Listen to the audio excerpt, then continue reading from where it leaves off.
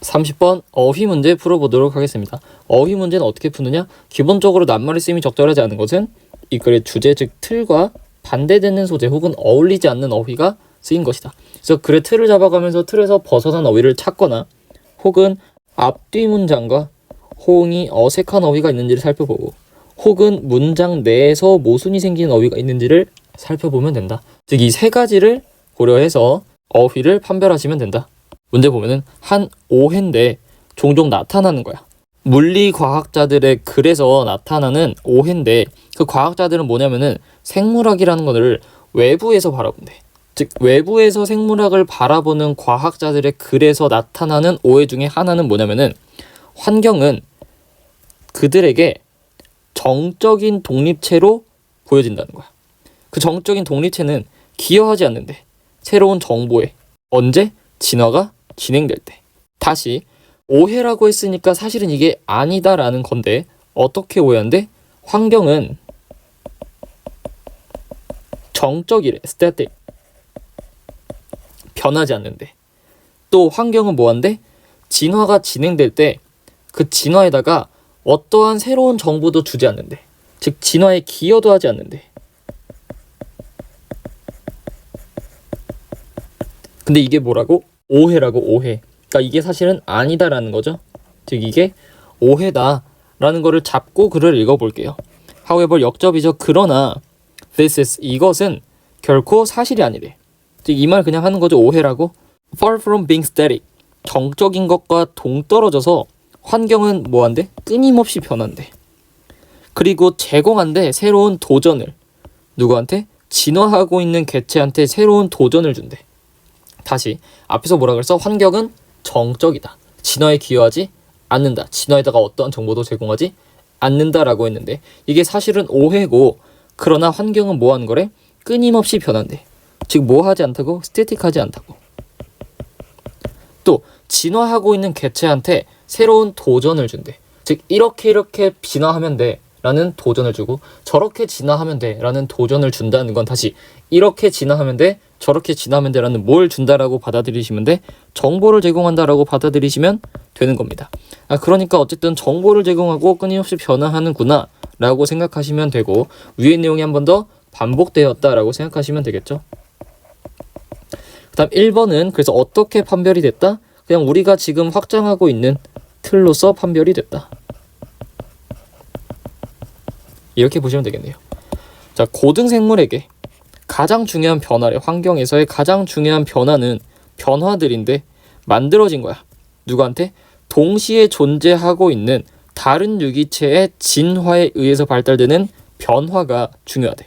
다시 고등생물체들에게는 변화가 중요한데 누구의 변화가 중요하다고? 나랑 동시에 살고 있는 다른 애의 진화에서 나타나는 변화가 중요하대. 다시 뭔가 얘기가 살짝 바뀌었죠. 환경은 어쨌든 계속 변하고 진화에 기여를 하는데 그렇게 변화 중에서 가장 중요한 변화는 뭐라고? 다른 애들의 진화가 중요하대.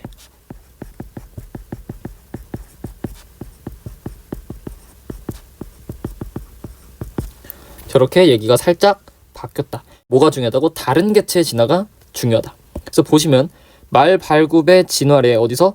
발가락 5개에서 말 발굽에서로 진화는 가능하게 한데 말이 빠르게 질주하는 걸 가능하게 한대. 열려있는 평야에서. 다시 당연히 진화니까 더 나은 방향으로 됐겠죠? 진화했으니까 당연히 빠르게 질주하는 걸 가능하게 해줬겠지. 진화했는데 빠르게 질주하지 못하면 그건 진화가 아니라 퇴화겠죠. 퇴화. 그러니까 2번은 그냥 진화라는 말 때문에 문장 내에서 판별이 된다.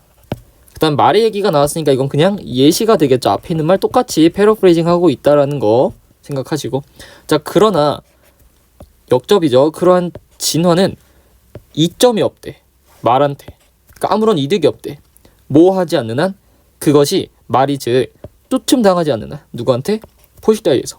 그쵸? 말이 어떻게 발달해서? 평야를 겁나 빠르게 질주할 수 있도록 발달했대. 근데 그건 언제만 쓸 때가 있다고? 그 말이 호랑이 같은 애한테 추격당할 때만 쓸 때가 있다고. 그쵸? 호랑이 같은 애가 쫓아오니까 도망가야 돼. 도망가기 위해서 발달했어. 말 발굽이. 근데 호랑이가 쫓아오지 않으면 그 말 발굽은 쓸 때가 있어? 없죠. 그 말 하고 있는 거죠.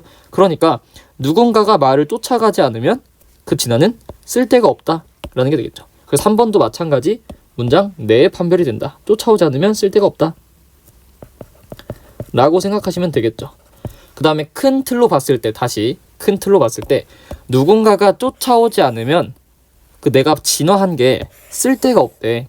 즉 우리가 계속 발전시켜오는 뭐와 연결되어 있다? 틀과 연관되어 있다. 다른 개체 진화가 중요하다. 말의 진화는 다른 포식자가 쫓아오지 않으면 쓸데가 없대. 즉 말의 진화는 누구의 영향받는다? 다른 애의 영향을 받는다. 즉 다른 애의 진화가 중요하다 라는 말이 그냥 반복되고 있구나 라고 생각할 수가 있겠죠. 즉 얘가 반복되고 있다. 그래서 보면은 말의 효과적인 메커니즘을 달리기를 위한 그 효과적인 메커니즘은 발달하지 않았을 거래. 뭐를 제외하고? 사실이 없으면은 발달하지 않았을 거래. 어떤 사실이냐?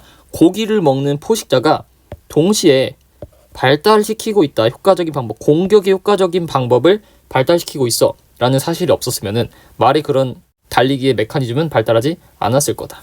자, 똑같은 거죠. 말은 발굽을 왜 개발했다고? 도망가기 위해서.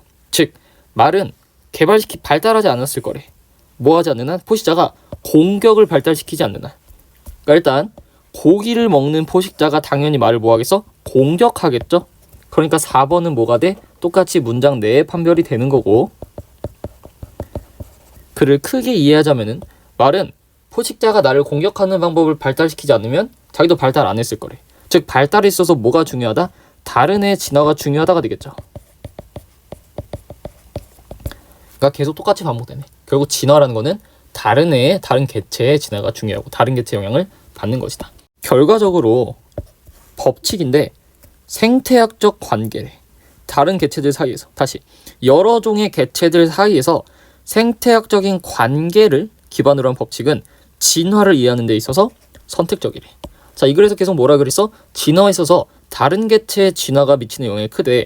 즉 진화를 이해하는 데 있어서 생태학적인 관계, 즉 다른 종들의 진화를 고려하는 게 선택적이야?